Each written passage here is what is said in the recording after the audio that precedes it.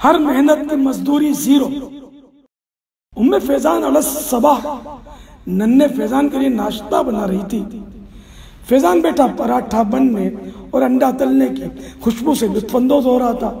اتنے میں ملازمہ نے آ کر کہا، بی بی صاحبہ آج پہلی تاریخ ہے، راشن شاپ گروسری والوں نے بل بھجوا دیا ہے۔ فیضان بولا، امی جان یہ بل کیا ہوتا ہے؟ ام فیضان نے سمجھاتے ہوئے کہا، بیٹا ہم کسی سے چیزیں لیں یا اجرت پر کام کروائیں، جیسا کہ ڈرائی کلینر سے کپڑے دھلوائیں تو وہ کسی کاغذ پر لکھ کر دیں، مثلا قمیص کی دھلائی کی رقم 20 روپے، بنیان 5 روپے، چادر کے 10 روپے، دوپٹے کی دھلائی 5 روپے، ٹوٹل رقم 40 روپے۔ اس کو بل کہتے ہیں۔ فیضان نے تفصیل ذہن میں رکھ لی اور ناشتہ کر کے مدرسے چلا گیا۔ رات سونے سے پہلے اس نے ایک کاغذ پر لکھا، آج میں نے آپ کا سر دبایا تھا، اس کے 10 روپے۔ آپ کی چابی گم ہو گئی تھی، میں نے اسے ڈھونڈ نکالا تھا، اس کے 20 روپے۔ آپ کے لیے دہی لینے گیا تھا، اس کے 10 روپے، ٹوٹل رقم 40 روپے۔ بل بنا کر اس نے امی جان کے تکیے کے نیچے رکھ دیا اور میٹھی نیند سو گیا۔ جب صبح اٹھا تو اس کے تکیے کے نیچے 40 روپے رکھے تھے۔ اس نے خوشی خوشی اٹھا لیے۔ رقم کے ساتھ امی جان کے ہاتھ سے لکھی بھی ایک چٹھی بھی تھی۔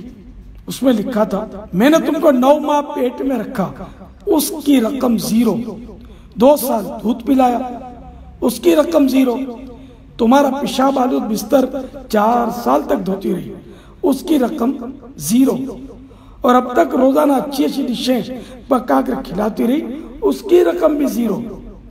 میں نے تمہاری پرورش میں جتنی بھی تکلیفیں برداشت کی، سب کی رقم 0۔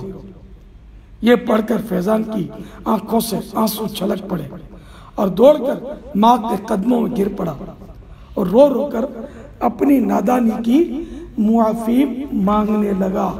اس فرضی اسٹوری سے ہمیں یہ درس ملا کہ واقعی ماں ہوتی ہے، ہمیں اس کی بے لوث خدمات کی قدر کرنی چاہیے اور اس کو ہمیشہ خوش رکھ کر اس کی خوب خدمت بجا لا کر جنت کا حقدار بننا چاہیے۔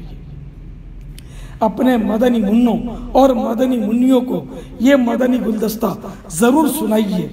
مدنی چینل دیکھتے رہیے۔ صلو علی الحبیب صلی اللہ تعالی علی محمد۔